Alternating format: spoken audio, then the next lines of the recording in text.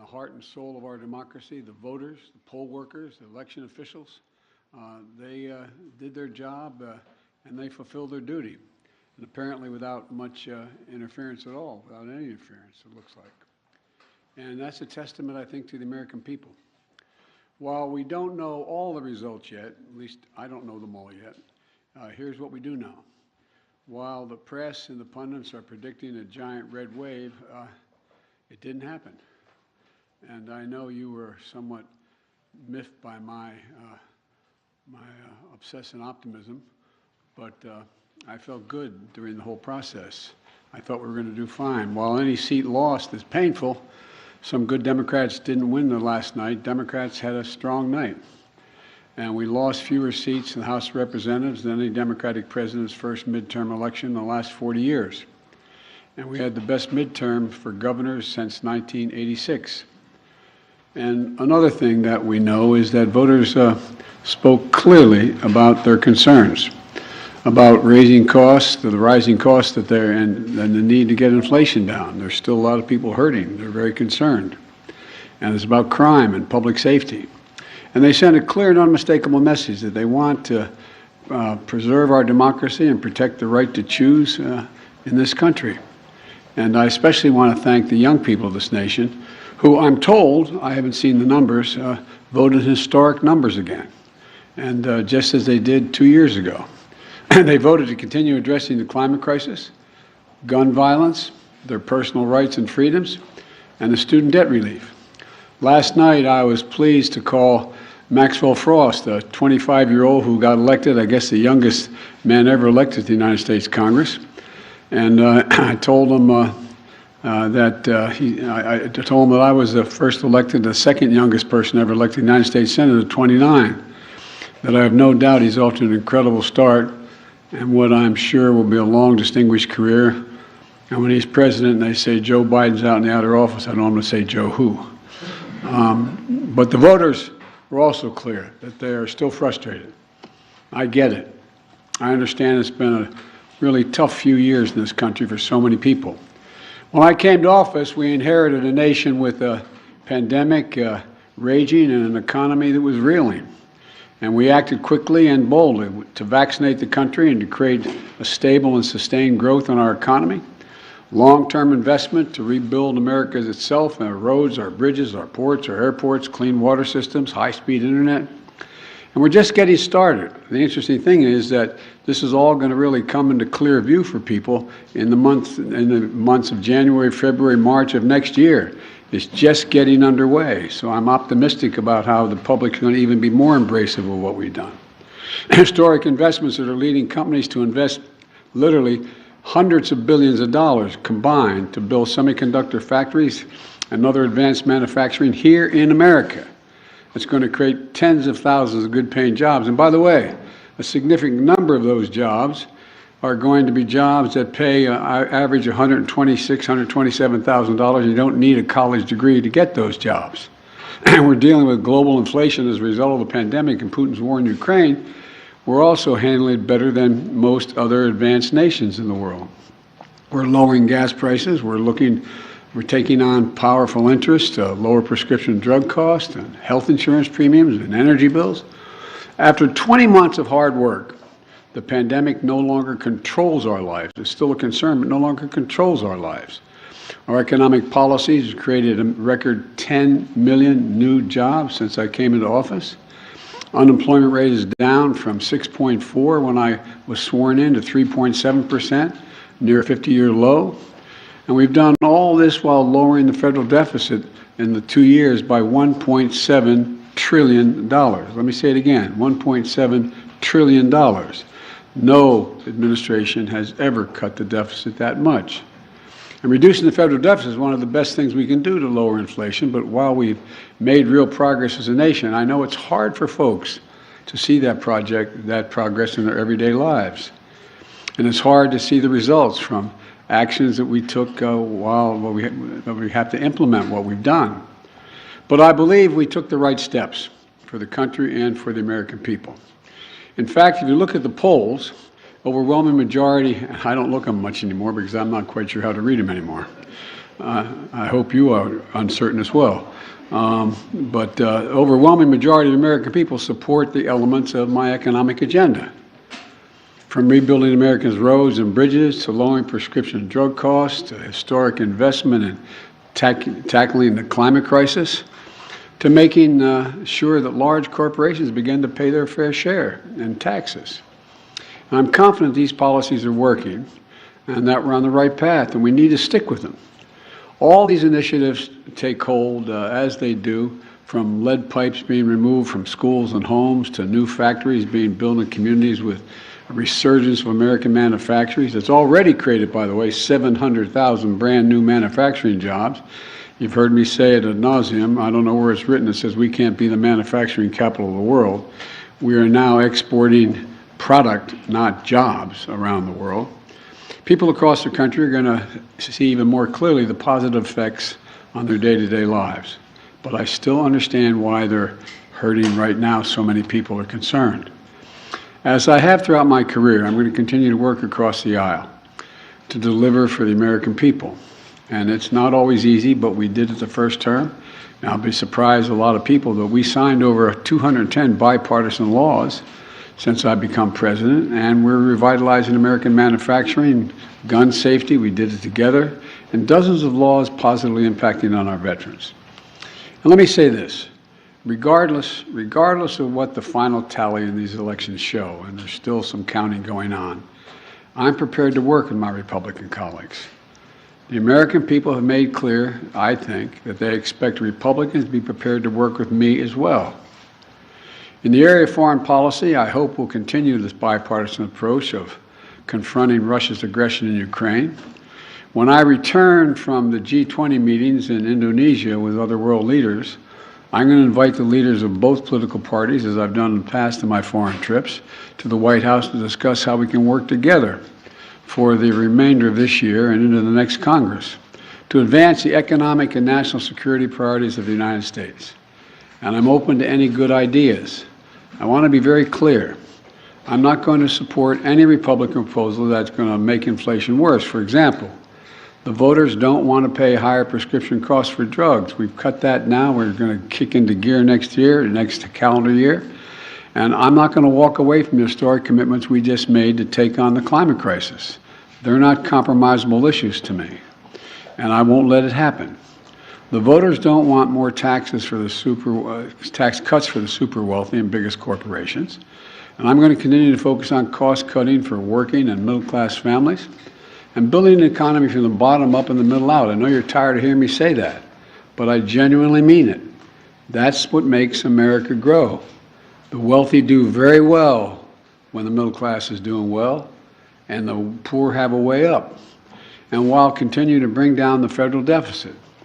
You know, as we look at tax cuts, we should be looking at tax cuts for working people and middle-class people, not the very wealthy. They're fine. And look, if you can go out and be a multimillionaire, that's great. Just pay your fair share. That's all.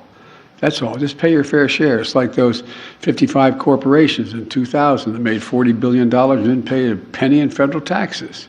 It's not right. Everybody has an obligation. So now they have to pay a staggering 15%. You all pay more than that for new taxes.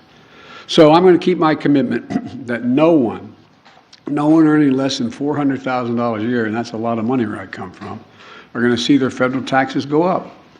And I want to be very clear. Under no circumstances will I support the proposal put forward by Senators Johnson and the senator from down in Florida to cut or make fundamental changes in Social Security and Medicare. That's not on the table. I will not do that. I will veto any attempt to pass a national ban on abortion, but I'm ready to compromise with Republicans where it makes sense on many other issues. And I'll always put the needs and interests of the American people first. So let me close with this. On this election season, the American people made it clear. They don't want every day going forward to be a constant political battle. There's too much of that going on. And there's too much that we have to do. The future of America is too promising to be trapped in an endless political warfare. And I really mean it. You've heard me say it time and again for the last 20 months or so.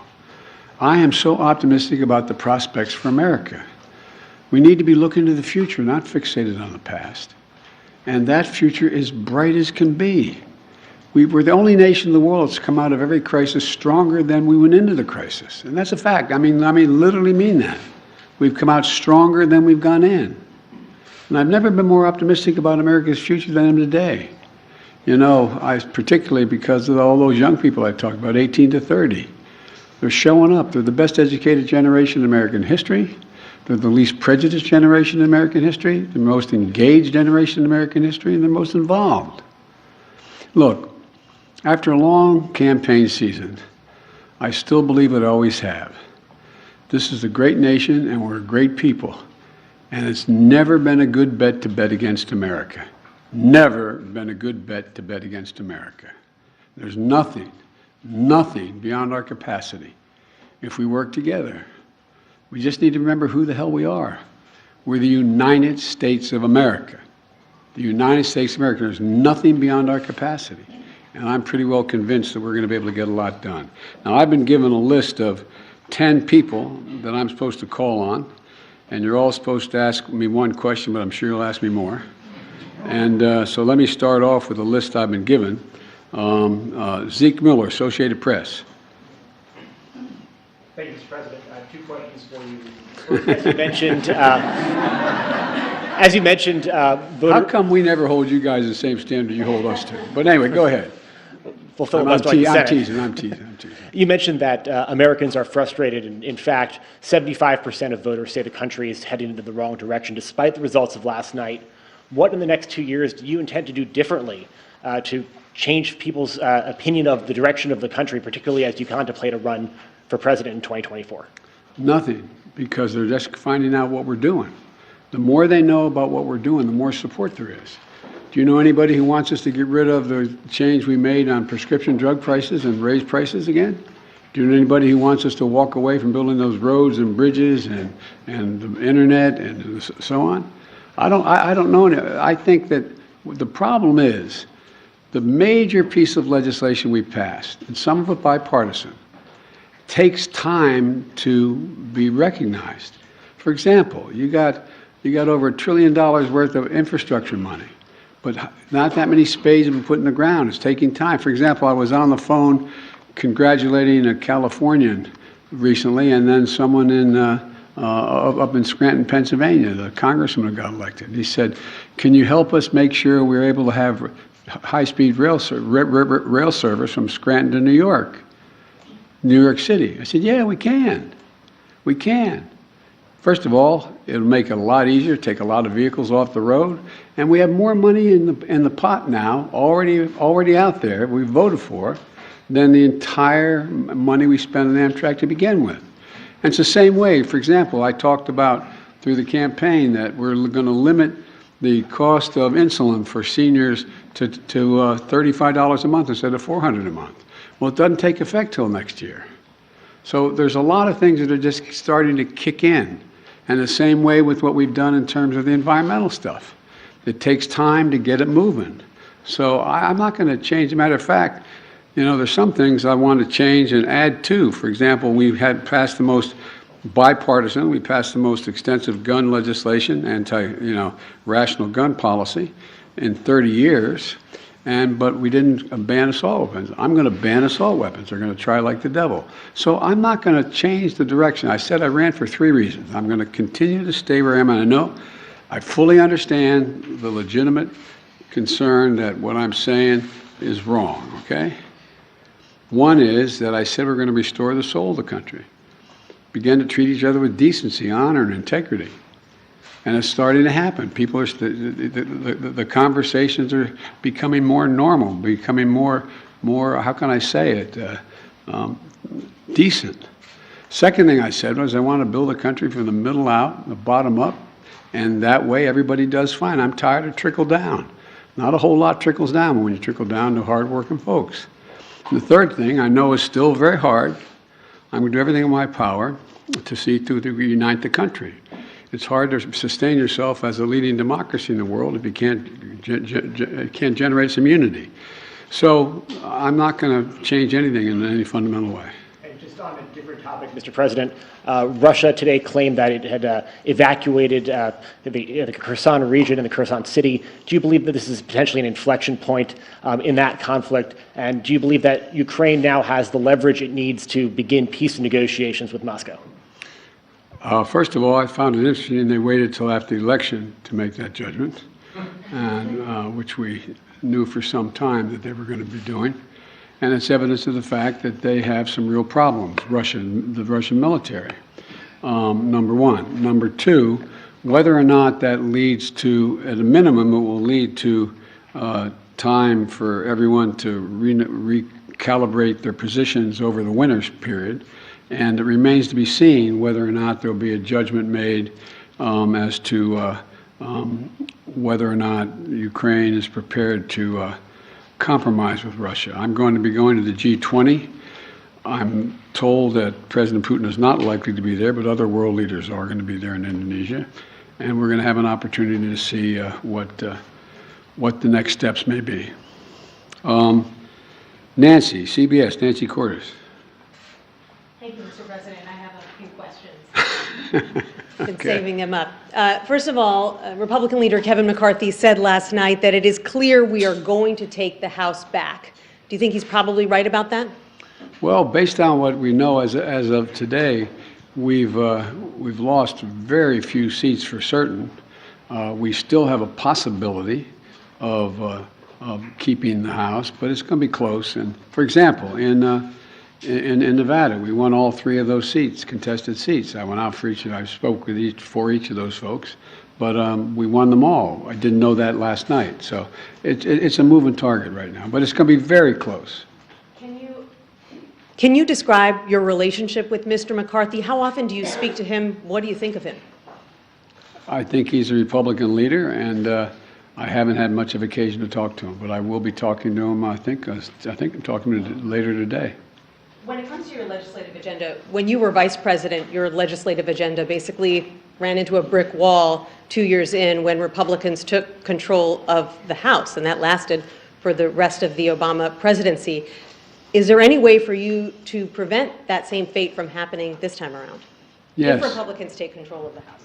Yes, because it's going to be much closer if they take control. If they can't, look, the predictions were, and again, I'm not being critical of anybody who made the predictions. I got it, okay? This is supposed to be a red wave. You were talking about us losing 30 to 50 seats, and this was going to, nowhere near, that's not going to happen. And so there's always enough people on the other team, whether it's Democrat or Republican, that the opposite party can make an appeal to, that maybe pick them off to get the help. And so it remains to be seen. But look, I doubt whether or not, for example, all the talk, I'd ask I don't expect you to answer, but the rhetorical question, do you think that, Senator Johnson is going to move to cut Medicare and Social Security? And if he does, how many Republicans are going to vote for it? So it depends. And then my final question. Republicans have made it clear that if they do take control of the House, that they want to launch a raft of investigations on day one into your handling of Afghanistan, the border.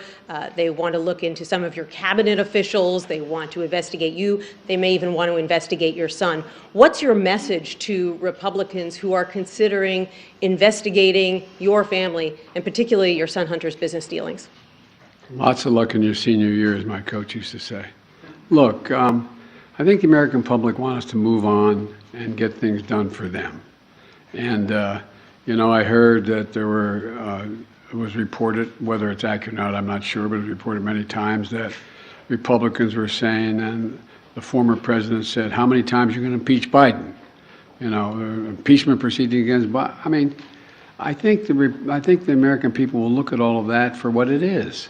It's just almost comedy. I mean, but look, I can't control what they're going to do. All I can do is continue to try to make life better for the American people. Okay, Phil Mattingly, CNN. Thank you, Mr. President. I have 37 I'm kidding.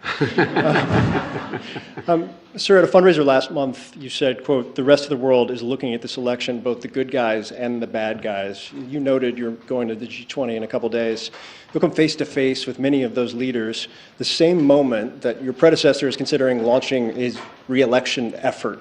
How should those world leaders, both good guys and bad guys, view this moment both for America and for your presidency? Well, first of all, these world leaders know we're doing better than anybody else in the world, as a practical matter. Notwithstanding the difficulties we have, our economy is growing. You saw the last report. We're still growing at 2.6%. We're creating jobs. We're still in a solid position. And there's not many other countries in the world are in that position. And I promise you, from the telephone calls I still have and from the meetings I have with other heads of state, they're looking to the United States and saying, how are you doing it? What are you doing? What can we do together? So I think that the vast majority of my colleagues, at least those colleagues who are NATO members, European Union, Japan, South Korea, et cetera, I think they're looking to cooperate and wanting to know how we can help one another. And what was the other question?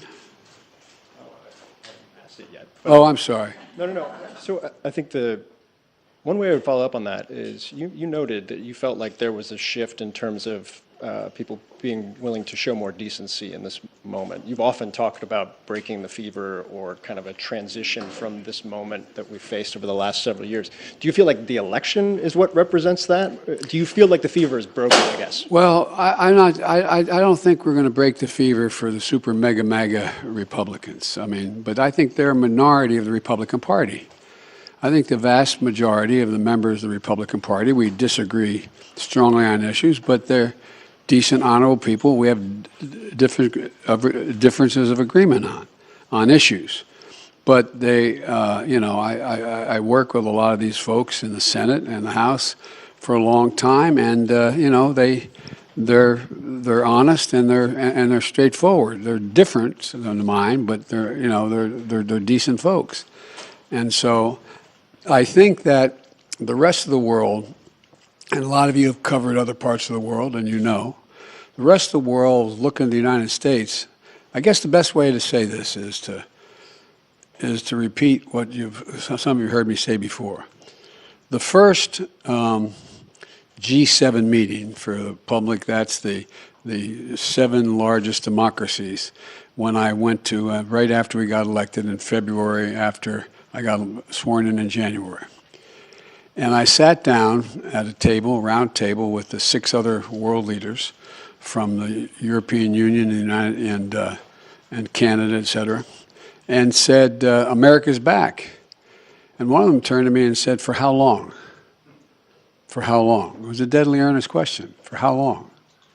And I looked at them, and then another one went on to say, and I'm not going to name them, went on to say, what would you say, Joe, if in fact we went to bed tonight here in England, woke up the next morning and found out that thousands of people had stormed the Parliament of Great Britain, gone down the hall, broken down the doors, 2 cops ended up dying, a number of people injured, and they tried to stop the confirmation of an election. It's not the same situation, obviously, as we have.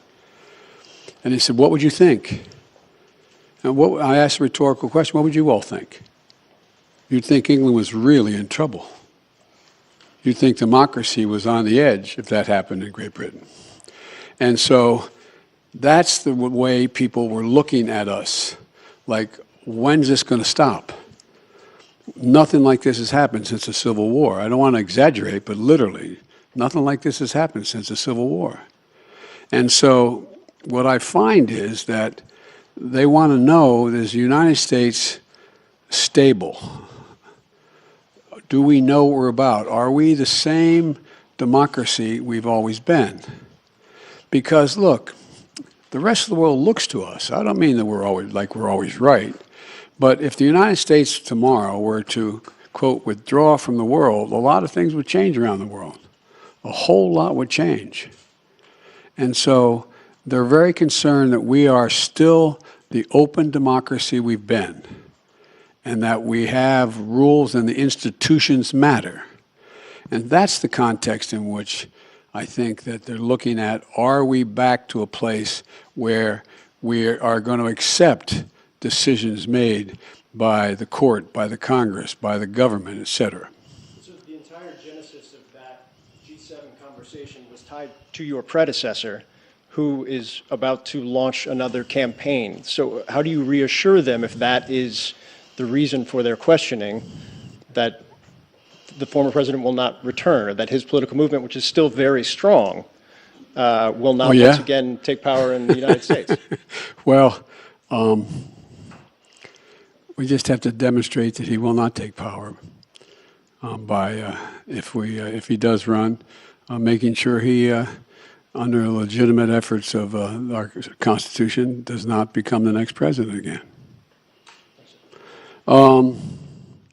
Steve Reuters, I'm sorry, Steve Holland. Thank you, sir. How do you interpret last night's results in terms of deciding whether you want to seek another term? Is it now more likely that you will run? And what's going to be your timeline for consideration? Well, first of all, Jill and I have, and by the way, it's my wife Jill, who's held a lot more popular than I am in the Democratic Party too. But at any rate, all kidding aside, our intention is to run again. That's been our intention, regardless of what the outcome of this election was. The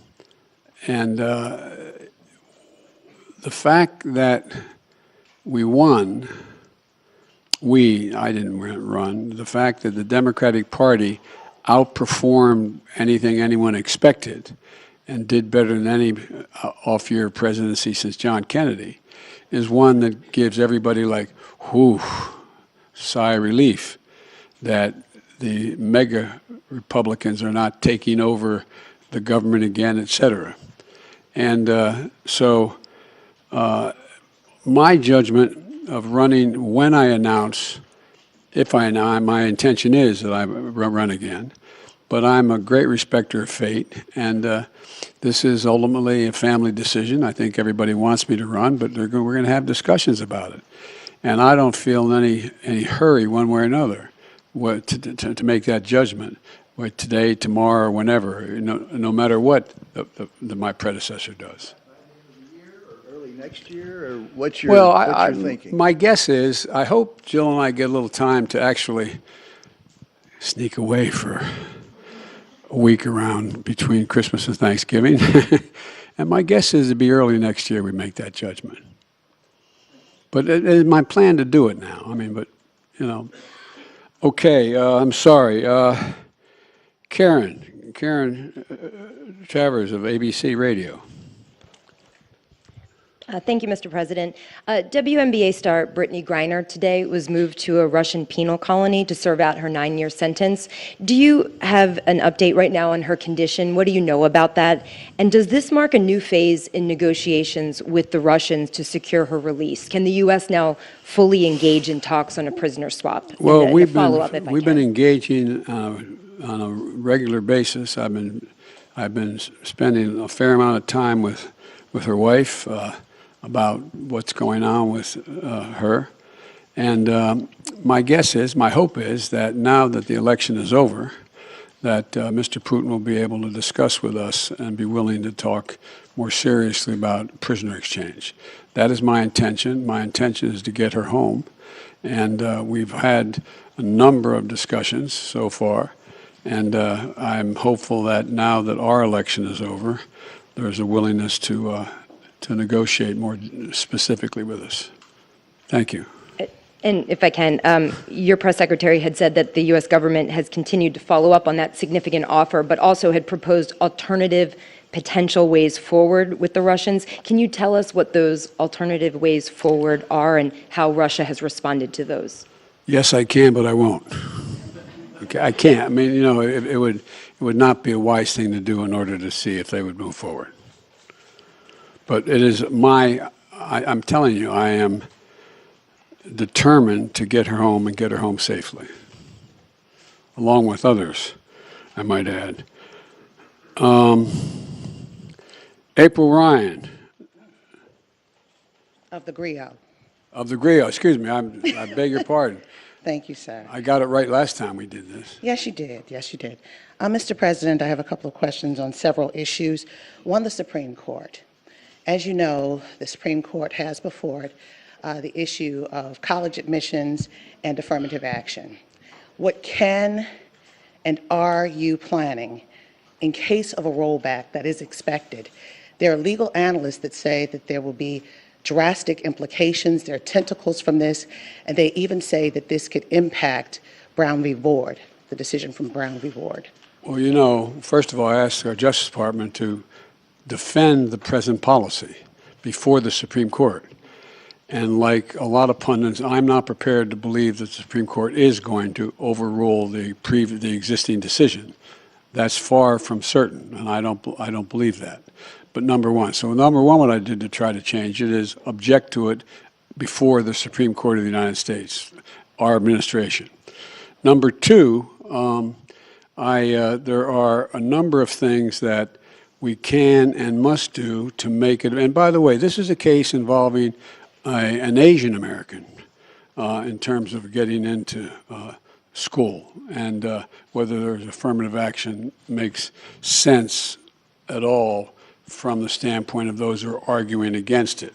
But you know, the fact is that we're also in a circumstance where there's a lot that we can do in the meantime to make sure that there's an access to good education across the board, and that is by doing things that relate to starting education at age 3, formal schooling at age 3, which increases not daycare but school. All the studies over 10 years show that that increases the prospect of someone making it through 12 years without any difficulty, no matter what the background they come from, by 56%. And I also think that we should be making sure that we have the ability to provide for 2 years of education beyond that, whether it's apprenticeships or community colleges. And we also are in a situation where I think that, for example, I want to make sure a lot of it has to do with finances as well, that we make sure that we have help for people who come from modest means to be able to get to school. You know, the cost of college education has increased fourfold. And it used to be that a Pell Grant would cover something like 70% of the college tuition. Now it covers significantly less than that. So I want to increase the Pell Grants as well.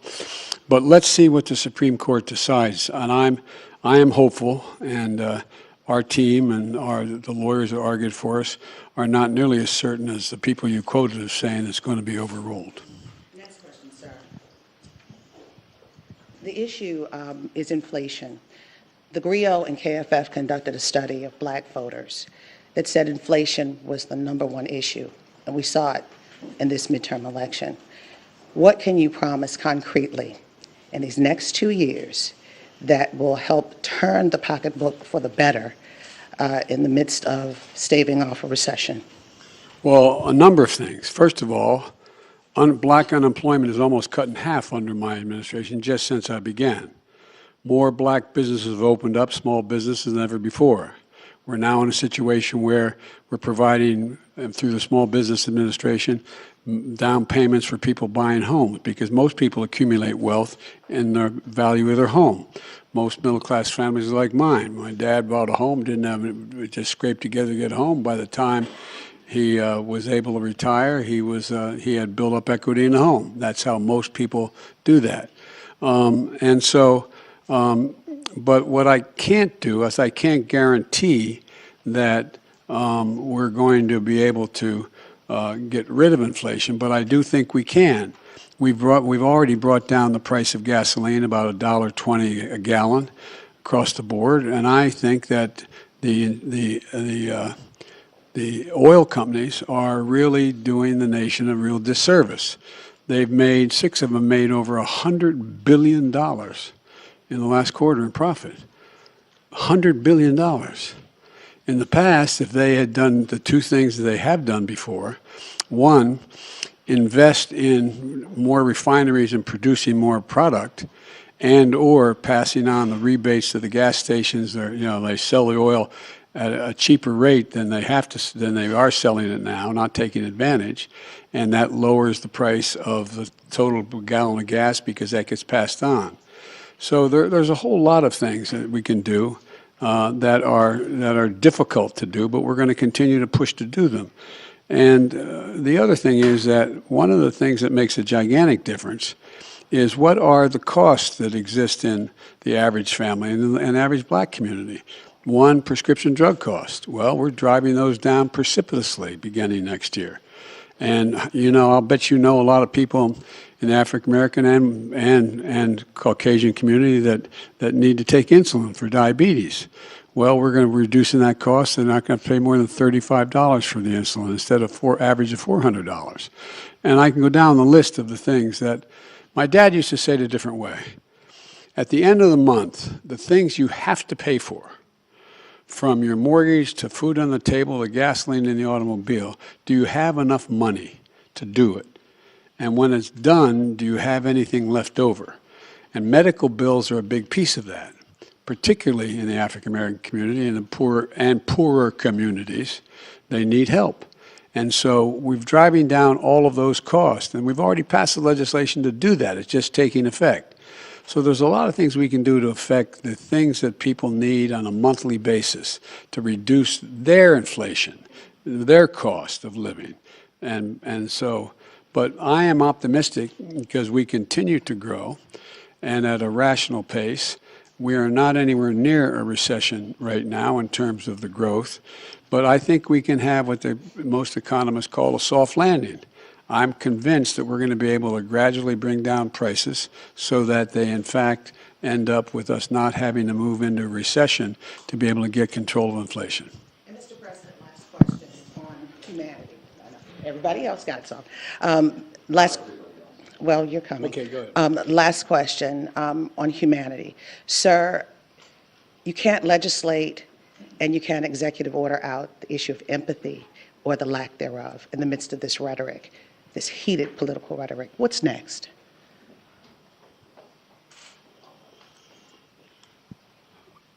Part of what I think leadership requires, and I hope I meet the standard, is letting people know you understand their problem. Again, my dad used to have an expression. He said, I don't expect the government to solve my problems, but I expect them to at least know what they are, understand them. And like a lot of you, we've been very fortunate as a family, but we've also been through a lot of fairly tough times. And I've had the great advantage of having a family to get through them. When my first wife and daughter were killed when a tractor trailer broadsided them and killed my wife and killed my first wife and killed my daughter, and my two boys are expected to die. It took the jaws of life 3 hours to get them out there on top of their dead mother and dead sister. I understand what that pain's like. And when Jill and I lost Bo after a year in Iraq, winning the Bronze Star Conspicuous Service Medal, a major in the United States military, came home with stage 4 glioblastoma because he lived about between 200 and 500 yards from a burn pit that's 10 feet deep and as big as a football field, burning every toxic waste you could find. I think that we understand what it's like to lose family members, mothers, fathers to cancer. All of you have been through that kind of thing. We've been fortunate, though. We've had each other. We've had strong families, Jill's sisters, my brothers, my sister. And so what we can do to deal with that empathy is make sure there's help available. Make sure there's people who are there to help, whether they are psychologists or whether they're medical doctors or whether they're social workers, to be there to help just hold a hand. And for example, we can do an awful lot for a lot of families, the families you're talking about, if we reinstate this child tax credit. It cut child poverty by 40% when it was in place. I couldn't get it passed the second time around. So there's a lot we can do. And the empathy is not just talking about it, it's communicating to people you genuinely understand.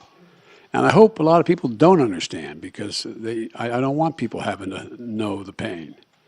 But the second piece of that is let them know that you are there to help.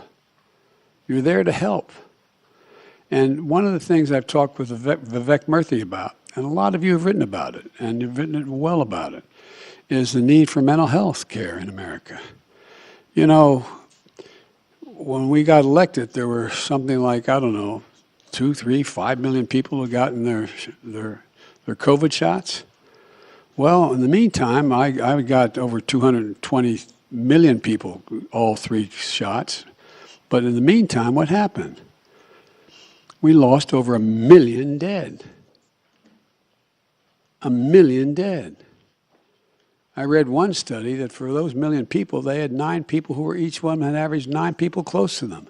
A relative, someone they're married to, a child, someone close. The impact has been profound. Been profound. Think of all the people, think of all your children and your grandchildren who didn't have that senior prom, who didn't have that graduation party, who didn't have all the things we had that we took for granted, that impact on their psyche. So there's a lot we have to do. And empathy reflects itself not just in what a person demonstrates they understand, of knowing what people need and helping to make it happen. And we're trying to do that. And a lot of Republicans trying to do it too. I don't mean this is a partisan thing. A lot of people are trying to do it because they know we got a problem. Okay, excuse me. These 10 questions are really going quickly.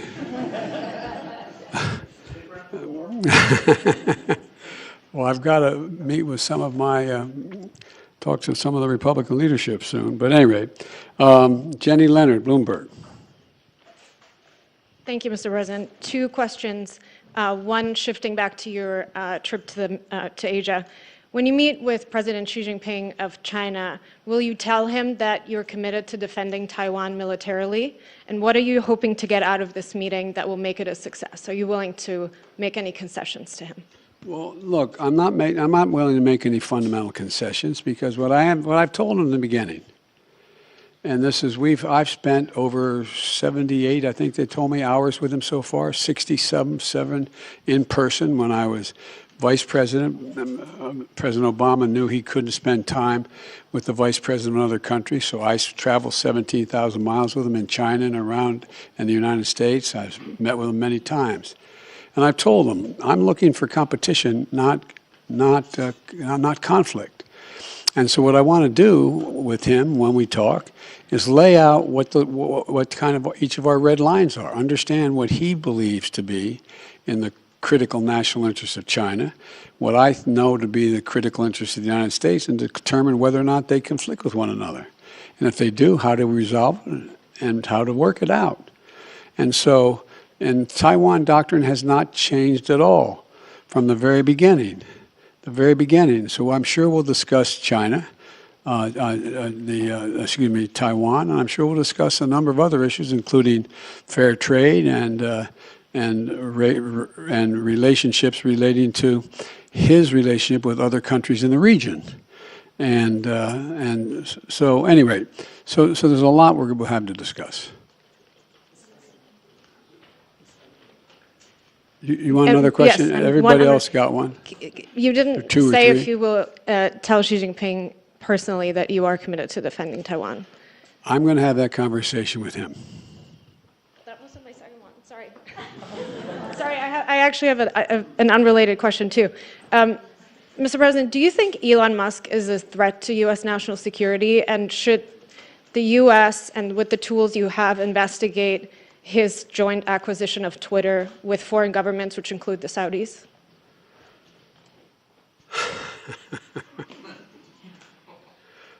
I think that Elon Musk's cooperation and/or technical relationships with other countries is worthy of being looked at. Whether or not he is doing anything inappropriate, I'm not suggesting that. I'm suggesting that it's worth being looked at.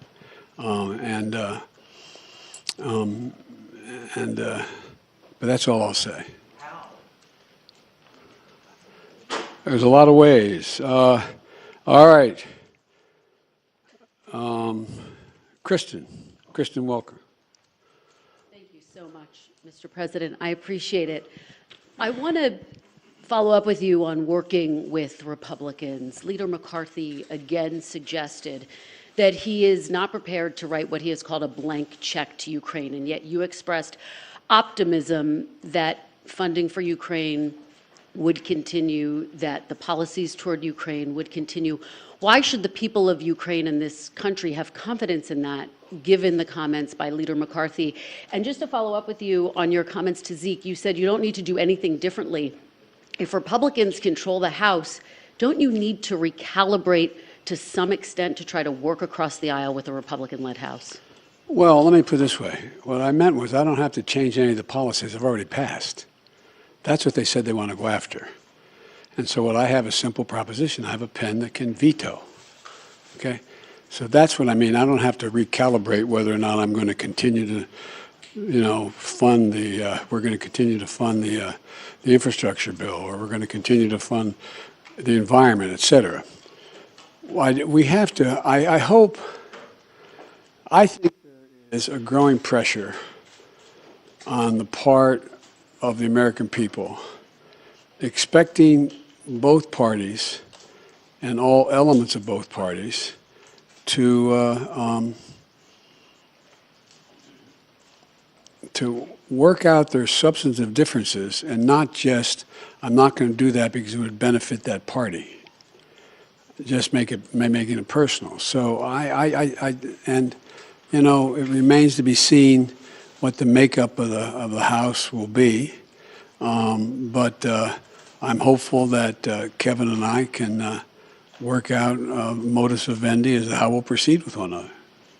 So, will aid to Ukraine continue uninterrupted?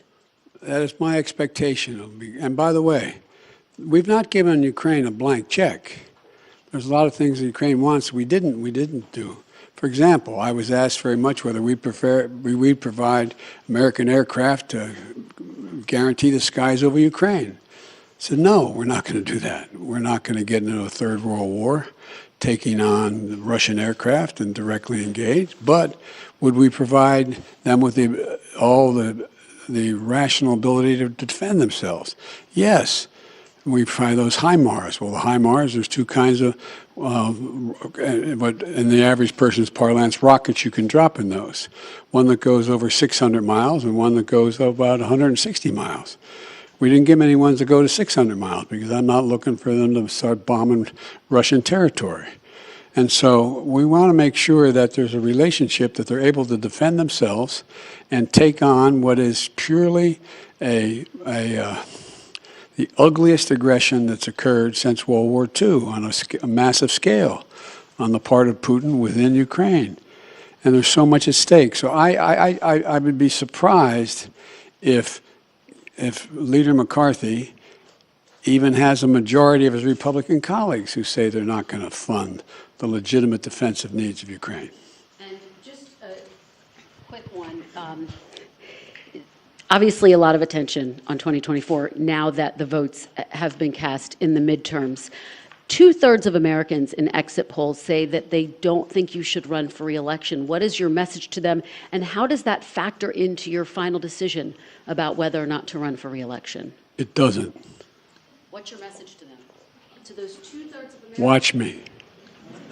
Okay, one more. Very quickly.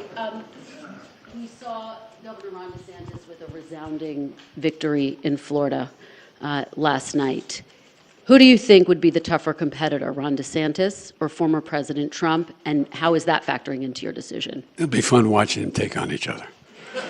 All right, David Sanger. Thank you, Mr. President. I also have a question for you about China, but before I do, I just wanted to follow up on something you said earlier. When you said it remains to be seen whether the Ukraine government is prepared to compromise with Russia. Previously, you've told us the only thing for the Russians to do is get completely out of Ukraine, go back to the lines that existed prior to February 24.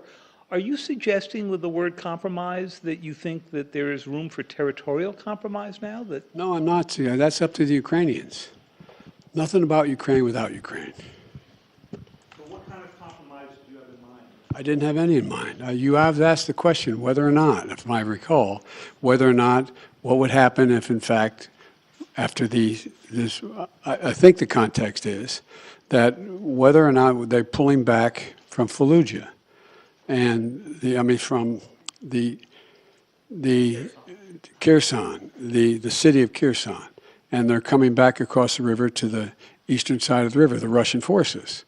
And I said, what's going to happen is they're going to all both lick their wounds, decide what they're going to do over the winter, and decide whether or not they're going to compromise.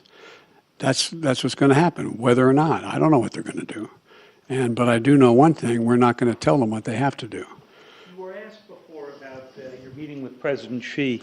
At this point, the Chinese government, by the estimate of the Pentagon, is getting ready to bring their force of nuclear weapons up to over 1,000 weapons, significant increase from what they've had for many decades.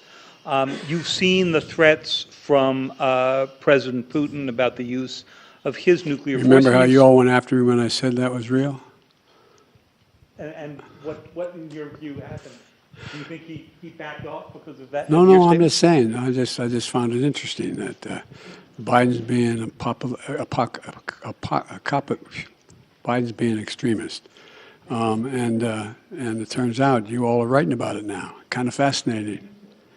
So my question is, do you think that they are putting together a real alliance, the Chinese and the Russians? And do you believe that you need to begin speaking with President Xi about some form of arms control if he's going to get up to a level of weapons similar to what the United States and Russia have right now? No and yes. No, I don't think there's a lot of respect that China has for Russia or for Putin. I don't think they look at that as a particular alliance. Matter of fact, they've been sort of keeping their distance a little bit. I do think that it remains to be seen whether Xi Jinping has decided that, or backed off of his initial judgment that he wanted China to have the most powerful military in the world, as well as the largest economy. But he's a long way from both. But I think talk about nuclear weapons and location, the number of them, and access is important to discuss. Thank you all so very, very much.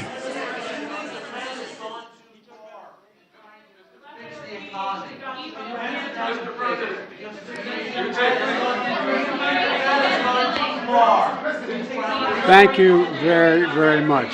We'll do another hour a little later. Thank you so much. Thank you.